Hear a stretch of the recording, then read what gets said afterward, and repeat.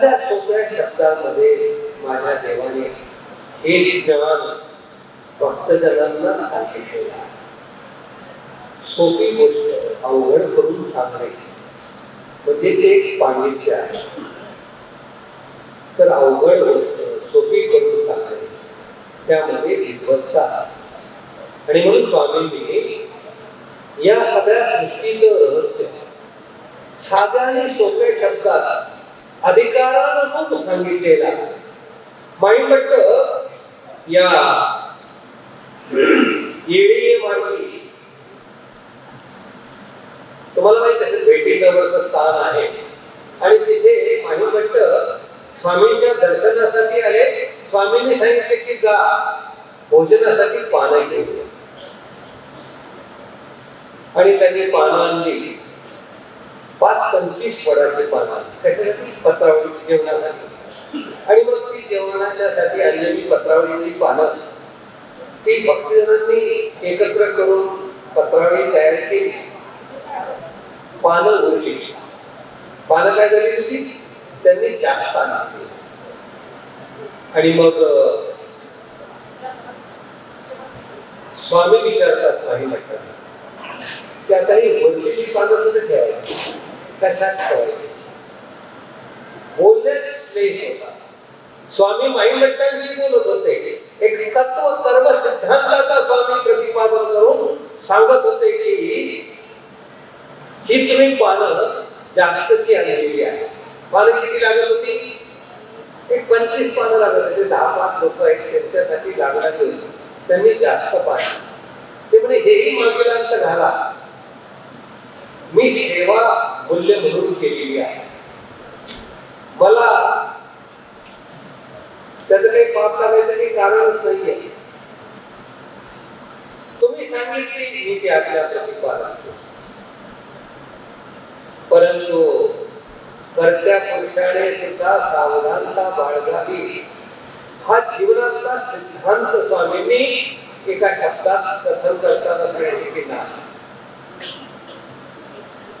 जेवढी उपयोगी केली ती सेवेत उपयोगी लागते. पण सेवेवेळी तुम्ही जी पानं आणली ती या सेवेच्या दास्यामध्ये तुम्हाला ती समाविष्ट करता येणार नाही.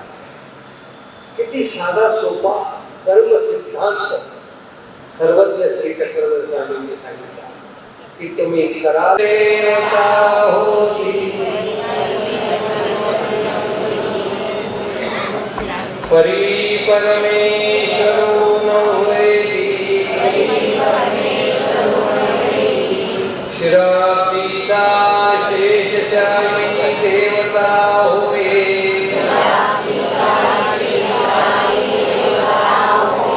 परी परमेश्वरो नव्हे अष्टभैरव देवता होती. परी परमेश्वरो नव्हे विश्वरूप देवता होय.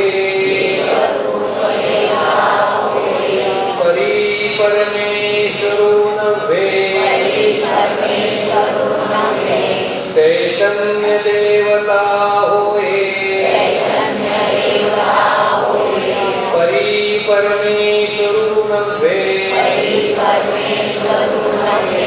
चैतन्या पर परमेश्वर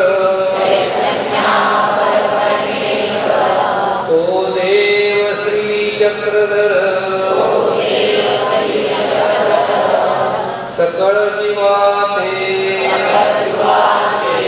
रक्षिता हो उद्धरिता हो सर्वज्ञ श्री. आपल्याला ही हिऱ्याची खाण शिकायची. काय झालेलं आहे? हिऱ्याची खाण शोधायची. आणि मग ती हिऱ्याची खाण शोधत असताना बऱ्याच वेळा हे अडथळे येणारच आहेत. असे अडथळे आपणच जोडलेले आहेत. थांबला तो संपला आणि त्यातून जो टिकला तोच टिकला. परमेश्वरीय ज्ञान हे भूत भजनाधिकाराशी निगडीत आहे. जोपर्यंत तुम्हाला परमेश्वराच्या ज्ञानाचा अधिकार जोडता येणार नाही तोपर्यंत परमेश्वरीय ज्ञान तुम्हाला जोडता येणार नाही. आपण सर्वांनी हा ज्ञानाचा अधिकार जोडलेला आहे म्हणून तुम्ही इथे उपस्थित झालेला. महाकायला देवाने 4 वेळा नाही 6 वेळा नाही 9 वेळा 90 भेटीत अनुसरण महाकायचा. त्या महाकायला देवाने पुन्हा पुन्हा सांगितले की बाई परमेश्वराचं संविधान मोचक आहे. ते चालले कुठे? वाराणसी. दादोस ते कोण म्हणायचे? काय म्हणायचे? संस्कृती देवाकडे आले की देव म्हणायचे अहो इथे राहा, इथलं ज्ञान मोचक आहे, इथलं संविधान मोचक आहे, इथलं अनुसरण मोचक आहे. ज्ञान, संविधान, दास्य आणि अनुसरण हे विचार ज्ञानाने तुम्हाला सांगतं की तुम्हाला ईश्वरीचं ज्ञान होणं आवश्यकच आहे. ज्ञान, संविधान हे ज्ञान मिळवण्यासाठी तुम्हाला परमेश्वराचं 4 प्रकारचं संविधान आहे. कुठलं तरी संविधान तुम्हाला मिळालंच पाहिजे. परमेश्वराचं संविधान आहे, अधिकरणाचं संविधान आहे, वचनरूप गोविंदाचंही संविधान आहे. ते ज्ञान तुम्हाला मिळवण्यासाठी संविधानाची गरज आहे. ज्ञान, संविधान, दास्य. आपण त्या साधनेमध्ये उपस्थित आहोत. मी सांगत होतो की अडथळ्याची शर्यती पार करावी लागणारच आहे. महाकायने किती अडथळे जोडलेले आहेत? 8 भेटीनंतर 9व्या भेटीत महाकायला अनुसरणाचा योग आले. श्री नागदेवाचार्यांना अनुसरणासाठी किती अडथळे आहेत? किती? 6. 5व्या भेटी 5 भेटी झाल्या. 6व्या भेटी माईकट्टांना किती आहे? विचार करून उत्तर द्या, नंतर मला भेटा. एवढं सगळं लगेच कसं सांगणार? अडथळ्याची शर्यत ही पार करावी लागते. आणि अडथळ्याची शर्यत पार करण्यासाठी तर आपल्याला या अशा प्रकारच्या निमित्त विधीच्या संविधानामध्ये आपल्याला हे अडथळे नाचता येतात. महादेवासारखा भक्त की ज्याला दर्शन झाल्याबरोबर अनुसरला असता असं स्वामी स्वतः म्हणतात की हा राजा जर आमच्या भेटीला आला तर काय होईल? सगळंही राज्य संपादित. एवढा त्याने अधिकार जोडलेला होता. कशाचा अधिकार जोडला होता? प्रत्यक्ष परमेश्वराच्या संविधानाचा. आहे हिंमत आपली कोणाची? किंवा आपला अधिकार आहे का की पहिल्यांदा देवाची भेट व्हावी आणि लगेचच सर्व संघ परित्याग करून अनुसरण घ्यावं असा आपण अधिकार तर कोणी जोडलेलाच नाहीये का? आपल्यासारखे हिम जन्माला येणार म्हणून तर देव अगोदरच उत्तरापंथी निघून गेलेले आहे. माझा देव सुद्धा या महादेवांच्या अडथळ्यामुळे वेरूळवरून खेडा माळखेड्याच्या दिशेने निघता झाला. कशामुळे गेला? अडथळे. त्यानेही अडथळे जोडलेले होते. आपण सुद्धा हे ज्ञानाच्या संविधानात निरूपणाला अडथळे जोडलेले असतात. आणि म्हणून आपल्याला हे अशा प्रकारे काही ना काहीतरी अडथळे येत असतात. आपण देवाला प्रार्थना करूया की ज्याप्रमाणे गायीसांचे चिंतन करून अडथळे नासले, नागदेवाचार्यांना दर्शन देऊन अडखळे नासले, हे महादेव रायाचे अडखळे, एक जन्म देऊन पुन्हा त्याला परमेश्वरा तुम्ही त्याला काय देणार आहात, दर्शन देणार आहात. माझे सुद्धा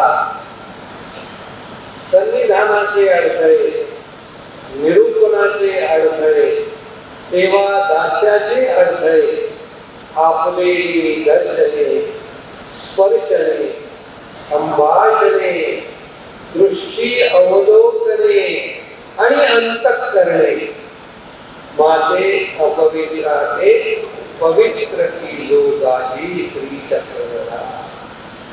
आपल्याला सुद्धा प्रार्थना करता आली पाहिजे, आपल्याला सुद्धा विनंती करता आली पाहिजे की हे देवा, तू क्रियादान मनोधर्म झाला आहे, माझे सर्व तू जाणतोस, तू ठरवलं तरच मला परमेश्वर मिळवता येणार. आणि म्हणून ब्रह्मविद्या ज्ञानामध्ये, विचारणीय ज्ञानामध्ये हे जीवन मूल्य आहे. कोणतं मूल्य आहे? उपसाने संबंधाची ऐसा जीवनी नाही कृतयुगीचा आदत. आपल्या ठिकाणी कृतयुगाच्या माणसापेक्षा जास्त दोष आहे. कृतयुगाचा माणूस त्यापेक्षा जास्त कमी पात्रतेचा नाही करता, त्यापेक्षा द्वापराचा, त्यापेक्षा कलियुगाचा. आपण तर त्याहीपेक्षा जीव करण्याची जीव आहे. माझ्यासारखा जीव जन्माला येणार आहे म्हणून मी अगोदर तिकडे निघून गेला, उत्तराप्रदेश निघून गेला कडे. कशासाठी? माझी दिनचर्या, माझी दिनचर्या कुणीकडे नेऊन गाडील मजला, नकळे स्वामीया. हे देवा, मी असे काही अडथळे जोडलेले आहेत, मी असे काही पाप जोडलेले आहेत की ज्यामुळे मला तुमच्या भेटीचा अडथळा आहे, परमार्थाच्या भेटीचा अडथळा आहे, स्थान वंदनाचा अडथळा आहे, शास्त्र निरूपणाचा अडथळा आहे. मी क्रिया काही करावयाची प्रवर्तलो तर त्यामध्ये अडथळे आहेत. ते अडथळे नासण्यासाठी आपणच आपल्या प्रसन्नतेने, मनोधर्माने, बाईचा समचिंतन करून मला ते अडथळे दूर करा.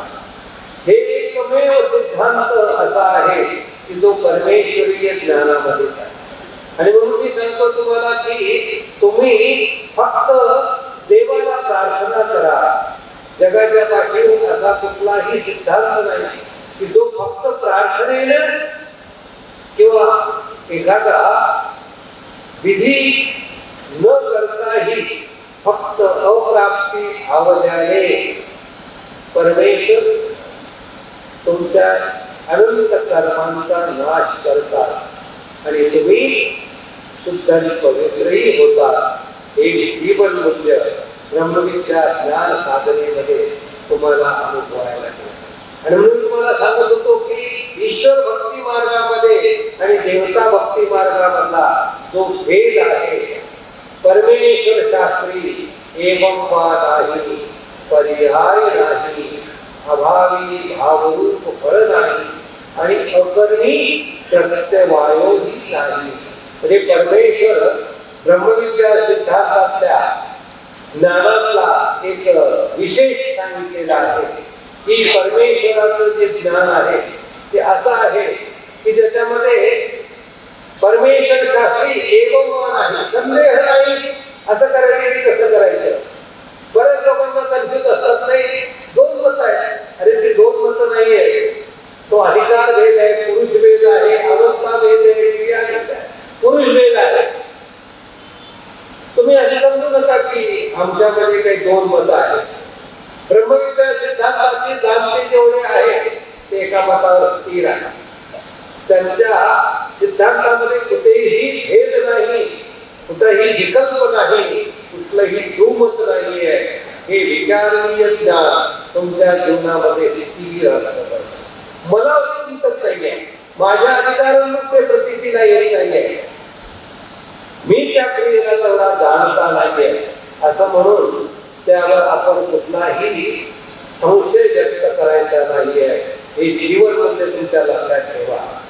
परमेश्वर शास्त्री एवमान आहे, असं करायचं की कसं करायचं हे योग्य की ते योग्य आहे असा कुठलाही सिद्धांत नाही आहे. परमेश्वराचं शास्त्र हे काळ्या दगडावरची रेष आहे. पर्याय नाही. ब्रह्मविद्या सिद्धांताने आम्हाला हे काही जीवन मूल्य सांगितलं की तुम्ही केलेलं तुमचं तुम्हाला जुई जुई होईल. इथं करा इथं खेळा. अन्य क्षेत्रे कृतं पापम पुण्य क्षेत्रे विनश्यति पुण्य क्षेत्रे कृतं पापम वज्रलेपम भविष्यति.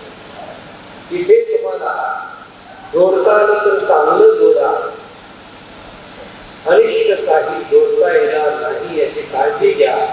हे विचारणीय ज्ञान तुमच्या जीवनामध्ये आवश्यक आहे. तुम्हाला जर परमेश्वर जोडायचा आहे तर तुम्ही एक जीवन मूल्य स्वतःला तुंगाड बांधून ठेवा की मला इथे या परमार्गाच्या प्रसन्नतेनेच देव जोडता येणार. मी परमेश्वराच्या परायणाचे गुण घेऊनच उतरणार आहे. हे जीवन मूल्य तुमच्या लक्षात ठेवा तर तुमचा उद्धार साधा आणि सोपा होणार आहे. आणि म्हणून मनामध्ये कुठलाही संकल्प विकल्प न ठेवता जर तुमची क्रिया असेल तर ती परमेश्वराच्या उपयोगी जाते. परमेश्वर तुमच्या क्रियेचा जाणणारा आहे, मनोधर्माचा जाणणारा आहे.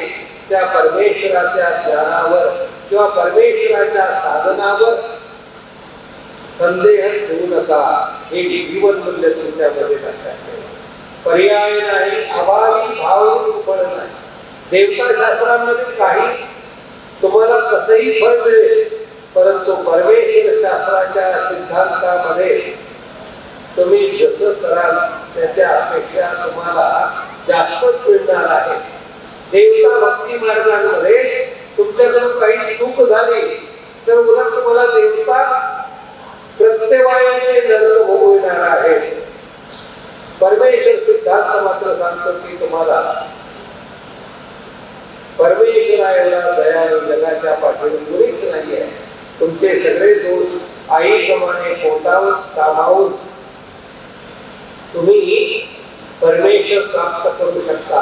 फक्त झालेली चूक पुन्हा होणार नाही यासाठी देवाला प्रार्थना ठेवा आणि देवाला क्षमाही मागा. हे जीवन मूल्य या विचारणीय ज्ञानामध्ये तुमच्या शिजोरीत तुमच्या सोबत असू द्या. या ज्ञान साधनेमध्ये आपल्या सर्वांना किती वेळ पुन्हा आरती उपर असेल आणि म्हणून आम्ही जाता जाता या सर्व अच्युत गोत्र परिवाराला हितोपदेश म्हणून परमेश्वराचं ज्ञान आपल्या अंतःकरणामध्ये विजरूप व्हावं किंवा जोपर्यंत ते ज्ञान विजरूप होत नाही आणि सकार्यत्वाने तुमच्या कृतीमध्ये जाणवत नाही तोपर्यंत त्या ज्ञानाचा आनंद आपल्याला अनुभवता येणार नाही. ते सर्व ज्ञान आपल्या अंतःकरणामध्ये विजरूप होऊन परमेश्वर पुरुषार्थ प्राप्त करता यावा असं आम्ही आपल्यासाठी साधनदात्याला प्रार्थना करतो, आपल्यासाठी विश्वचिंतन करतो आणि हे निरूपणाचं सत्र या ठिकाणी संपन्न झालं असं मी करतो. चित्तश्चित्तय चित्तरं चित्तहरं चित्तेतनं चिन्मयं मोहामुञ्च मनोभवमहा कोपारपारन्तरम्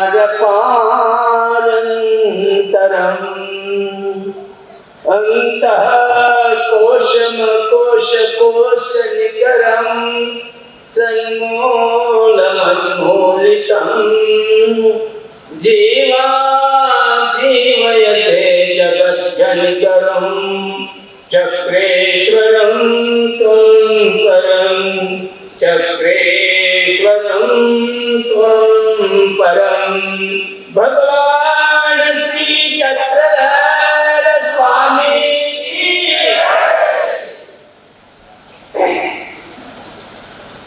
आदरणीय सदेव ब्रह्मविद्या नाणाई महोत्सवाचा आज हा 5वा दिवस आहे. सकाळपासून 2 सत्र झालेले आहेत. ध्यान सत्र झालं आणि ध्यान सत्रामध्ये श्रद्धेय विश्वदेवांनी आपलं मनोरथ करून ते निघून गेले. ज्यांची आपण आपुलकीने वाट पाहत होतो असे आदरणीय श्रद्धेय दैवाचे सुपश्री अनिश्चित उपाधी ज्यांच्या नावामागे आहे असे ब्रह्मविद्येचे गाडे अभ्यासक ज्यांचा अष्टकैनी व्यक्तिमत्व आहे असे तरडेगाव निवासी श्री बाबाजी देवालात आपण पाहतो ना. तुम्ही कदाचित तुम्ही बाबाचं नाव का नाही घेतलं नाही का? तुम्ही घेता का?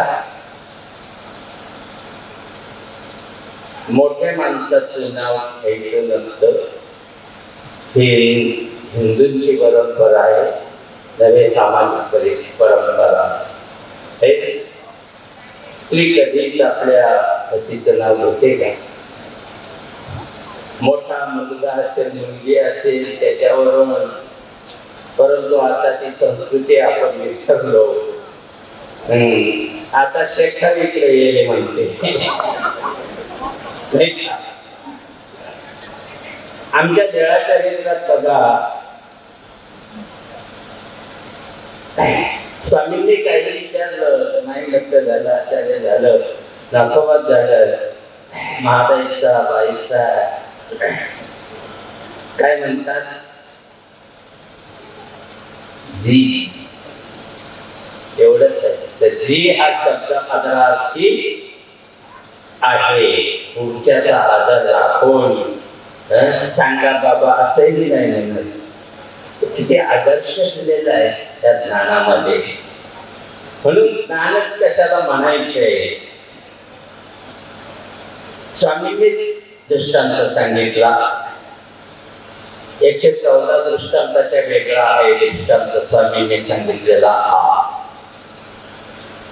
ज्ञान कशाला म्हणावं, अज्ञान कशाला म्हणावं आणि अन्यथा ज्ञान कशाला म्हणावं हे तुम्हाला समजत नाही तोपर्यंत ज्ञान म्हणजे काय समजणार नाही. ते सगळं घोटाळा करून टाकाल नाही का?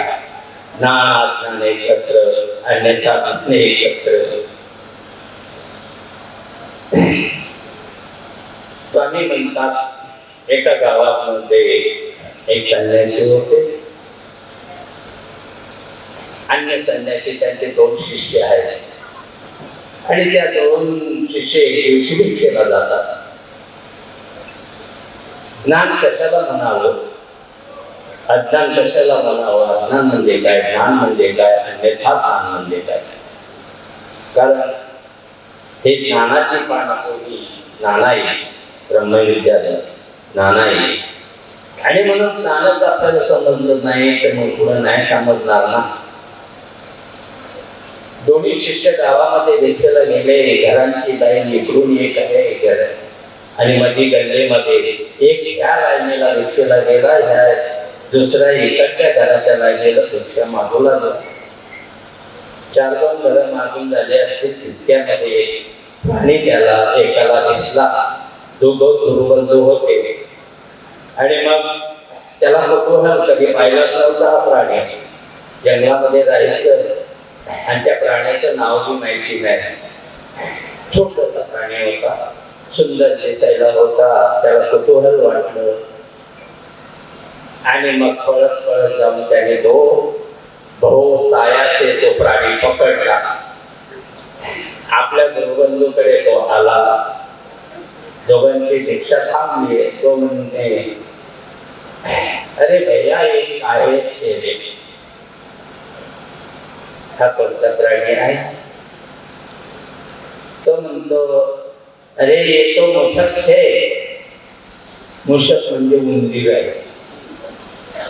काय झालं की एका लहान डुकराचं एक पिल्लू त्याने पकडलेलं होतं. मग त्याचा साधारण आकार आता तोंड जे आहे ते उंदरासारखं पुढे लांब दिसते, पाठीमागं छोटंसं आहे. तो म्हणतो, अरे ये मूषक छे, म्हणजे मूषक म्हणजे उंदीर आहे. तो म्हणतो, छट तेरी की, ए मूषक नाही. त्याचा थोडा आकार त्याला हत्तीसारखा वाटला आणि म्हणून तो म्हणतो, अरे हे तो गजब छे. गज म्हणजे हत्ती आहे. दोघांचा वितंडवाद चालू झाला आणि चालू झाल्यानंतर एकमेकाविरोध होती. स्वामी म्हणतात एकमेकाविरोध होती, विरोध करू लागले. तो म्हणतो नाही नाही उंदीरच आहे, हा म्हणतो हत्ती आहे. मग ते दोघे म्हणतात, चल तेरी रहने दे मेरी रहने दे, आपके गुरु के पास जाएंगे और पूछेंगे गुरु जी को ये क्या है. पिल्लू पकडून दोघे गुरुजवळ गेले. रिक्षा थांबली. गुरुजींना म्हणतात, अरे गुरुजी एक कौन सा प्राणी है, कौन सा पशु है? मैं बोलता है मूषक है और ये बोलता है एक गज है, हत्ती है. गुरु त्यांच्या पुढचा निघाला. गुरु म्हणतो, तेरे की मेरे संविधान से इतने दिन में तुम यूं ही नहीं जान सके कि ये क्या है. अरे मूषक नहीं, हाथी नहीं, ये तो चक्रवात है. चक्रवात नावाचा पक्षी सांगायचं तात्पर्य की स्वामी श्री चक्रधर महाराजांनी तेव्हा सांगितलं की जैसे असे तैसे जाणीगे ते ज्ञान आहे. जी वस्तू जशी आहे, बाबांनी आता सांगितलं जीव देवता प्रपंच आणि परमेश्वर. आता चारीचे कार्यकारण स्वरूप लक्षण विशद करायला वर्ष पुरत नाही तर बाबा तरी त्यांनी प्रयत्न केला. बाबांनी परत काही मला समजायचं हे का नाही, जे जैसे असे ते तैसे जाणीगे ते ज्ञान. आणि काही ज्ञान आणि काही अज्ञान, त्याला काय म्हणतात? अन्यथा ज्ञान. हे का नाही. आणि काहीच माहिती नाही त्याच्याबरोबर, त्याला काय म्हणतात? अज्ञान. त्याच्याबद्दल, त्या वस्तूबद्दल, त्या प्राण्याबद्दल आपल्याला काहीच माहित नाही, त्याला अज्ञान म्हणतात. परंतु काही होय काही नव्हे अशा प्रकारचं जर असेल ते अन्यथा ज्ञान आहे. आणि म्हणून अन्यथा ज्ञानाने संपूर्ण हा संसार, ही संस्कृती कशी झालेली आहे? भ्रमलो आपण, ज्ञानामुळे भ्रमलो. सत्य काय आहे, असत्य काय आहे आम्हाला माहिती नाही. आणि त्या सत्य ज्ञानाची, ब्रह्मविद्या ज्ञानाची पाणपोही नव्हे शाळा, शिक्षण देण्याची शाळा या ठिकाणी या 5व्या दिवसापर्यंत आतापर्यंत आलेली आहे. आणि म्हणून हे ज्ञान समजण्यासाठी ज्या टायमाला काल मला बाहेर सांगितलं, बाबा शिंगणस्थळीची वेळा सांगा. मी म्हणलं बरं झालं बाबांनी शिंगणस्थळीवरची एक वेळा उद्धृत केली, मध्ये स्लाईड केली, 4-5 वेळेस स्लाईड केली आणि बाबांना ती अर्धवट सोडावी लागली. एक घास आम्ही आमची भिक्षा ही खाली ठेवणार नाही, एक आम्ही खाऊन एक आमच्या हातावर ठेवू. ही जी लीळा आहे ती शिंगणस्थळीवरचीच बाबांनी, परंतु विज्ञानाने थोडा मळभी अडथळा निर्माण केला, लाईट गेली आणि ती लीळा तशीच अर्धवट राहिली. मी नाही त्याला स्पर्श करणार, ते बाबांनी सांगितलं ज्ञान काय आहे. आणि म्हणून ज्ञान काय, अज्ञान काय यासाठी आपण गुरुवर श्रद्धा आली पाहिजे. त्यांच्या शब्दावर श्रद्धा पाहिजे. श्रद्धा जर नसेल तर ज्ञान तुम्हाला उमटणार नाही आणि त्याची प्रचिती तुम्हाला येणार नाही. अशी दुसरी लीळा शिल्लक कलेवरती तुम्हाला मी सांगतो. बाबांनी माईंभट्टाचा प्रसंग पूर्वीचा सांगितलेला आहे. तुम्हाला माईंभट्टाला स्वामींनी राजमठामध्ये कशा प्रकारे निरोपण केलं. पहिल्या भेटीमध्ये त्यांना बौद्ध संक्रमणा झाली. जैसे प्रतिष्ठानी हे म्हटल्यानंतर मांडी थोपटली आणि बौद्ध संक्रमणा झाली. पण तो सकाळी बोध नव्हता, कोमळ बोध होता आणि स्वामीवरती त्यांची बुद्धी बसली, परंतु स्वामींच्या परिवारावरती माईंभट्टाची बुद्धी बसली नाही. मनामध्ये म्हणायचे की हे सर्व जे आहेत ना, हे भाकर भाऊ आहेत, पोट भरून आणले, थोडक्यात सांगायचे तर असं म्हणत होते. जे आहेत ते स्वामी आहेत, परंतु बाबांनी सांगितले की 4 साधन आहे. त्याप्रमाणे 4 पदार्थ, या 4 पदार्थांना तुम्हाला तत्वज्ञान समजायचं असेल तर आधी 4 साधनावरती बुद्धी पाहिजे. प्रथम चेतन साधन जो अधिकरण आहे, आपला गुरु आहे, त्याच्यावर आधी तुमची प्रतिती पाहिजे, त्याच्यावर ते प्रेम पाहिजे, त्याच्यावर विश्वास पाहिजे, त्याच्या वाचेवर विश्वास पाहिजे, शब्दावर विश्वास पाहिजे. तर ते तुमचं अंतकरण ते शब्द निश्चितच भेटतील आणि तुम्हाला बोध संक्रमणा निश्चितच होईल.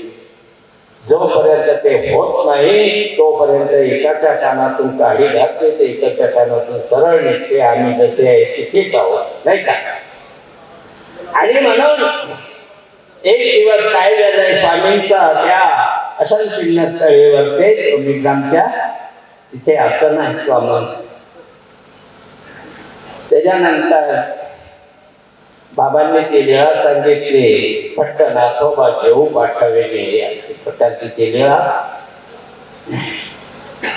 ते गेले तिकडे. स्वामींनी त्यांना आचार्यांना स्थिती दिलेली आहे आणि तिकडून जेवण करून भोजन करून स्वामींनी जसा विधी सांगितलेला होता तसा केला आणि आले. माईंभट्ट स्वामीजवळ बसलेले होते. आचार्य तिकडून आपलं भिक्षा पात्र असं बोटावरती फिरवत फिरवत फिरवत येत होते आणि स्वामी जवळ आचार्यांजवळ आचार्य जवळ आले स्वामींच्या. तेव्हा माईंभट्टाला स्वामी म्हणतात, हे पात्र जे आहे ते आधार की निराधार.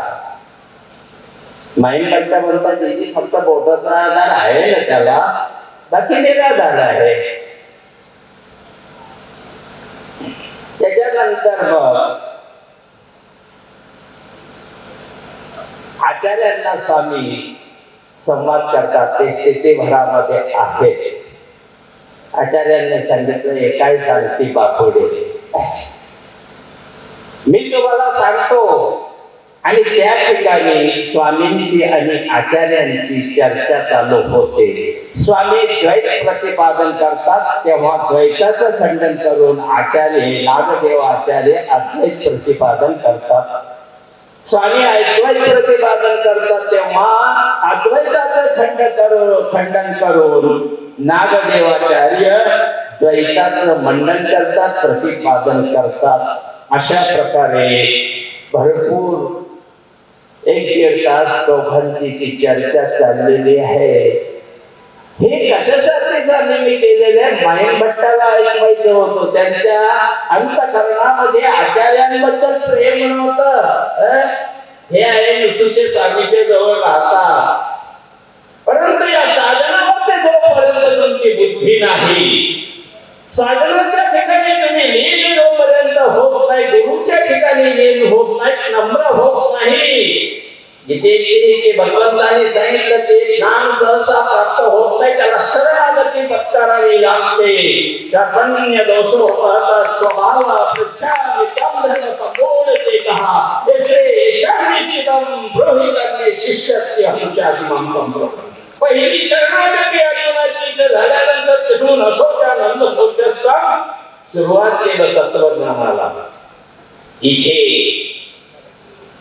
महिमभट्टाला बोध तर दिलेला आहे, परंतु इतरावर बुद्धी नाही आणि तो बोध दृढ कसा होणार. आणि म्हणून महिमभट्टाला स्वामी विचारतात, भट्टो तुमच्या याचे बोलणे तुमच्या काही शिखासूत्राला जुळते का? तुम्ही इतका अभ्यास केला, 6 शास्त्रे 18 पुराण वगैरे, कामशास्त्र वगैरे काय 6 शास्त्र आहे, अर्थशास्त्र आहे, या सगळ्या शास्त्राचा अभ्यास केला, प्रभाकर शास्त्राचा तुम्ही अभ्यास केला, उपनिषदाचा केला, वेदाचा केला, मग तुमच्या काही शिखासूत्राला याचं बोलणं लागते काय?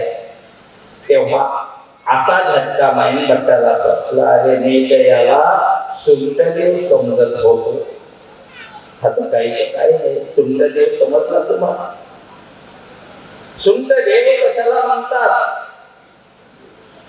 गावाच्या आजूबाजूला एखादा दैवत असतो, जंगलामध्ये कांदा वागते आणि त्या ठिकाणी जाऊन एक भक्त, अनेक भक्त त्या ठिकाणी जातात, त्या दैवताला शेंडूर वगैरे लावतात आणि शेंडूर वगैरे लावल्यानंतर वाटीत शेंडूर खलून नेलेला असतो आणि मग शेंडूर लावून झाल्यानंतर ते बोट भरलेली असतात आणि मग ते धुयाला पाणी नाही म्हणून त्याच ठिकाणी एक छोटा दगड उचलतात, त्याला ते बोट बसतात.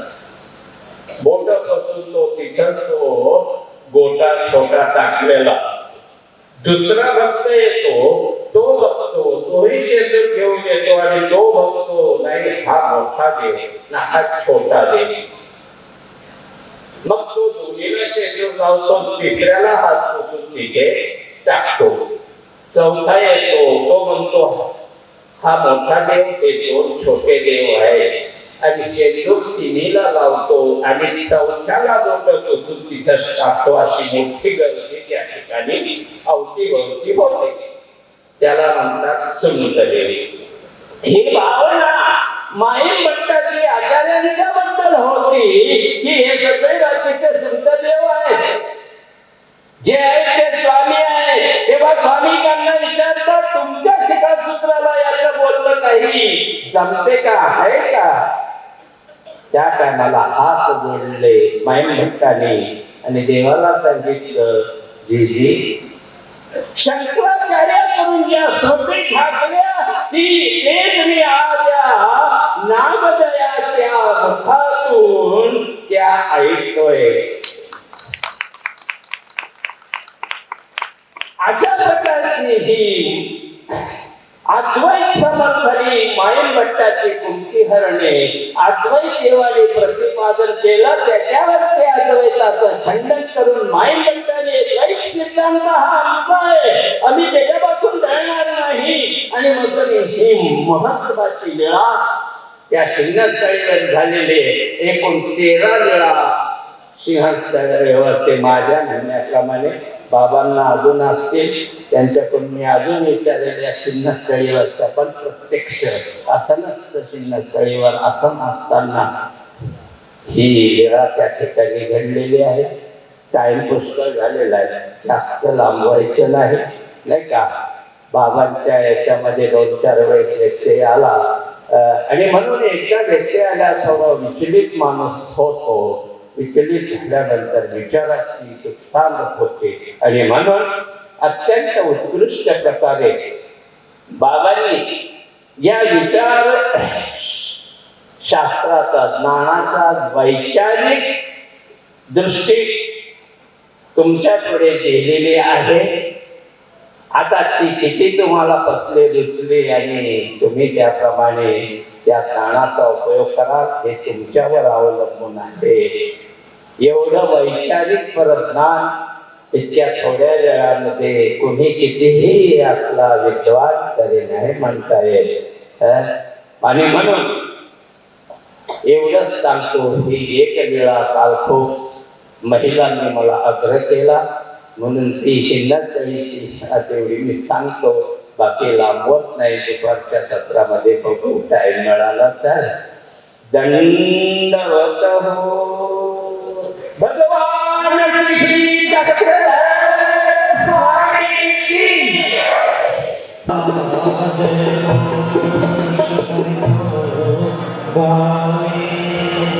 सर्वज्ञ श्री चक्रधर स्वामी की.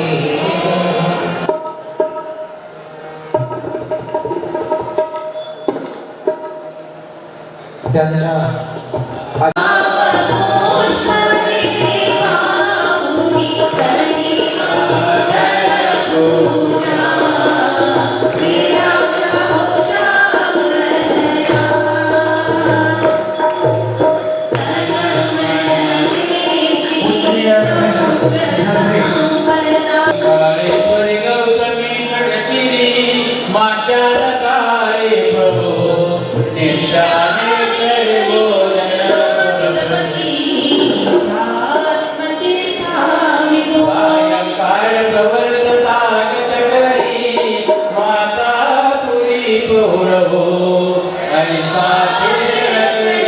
ऐसा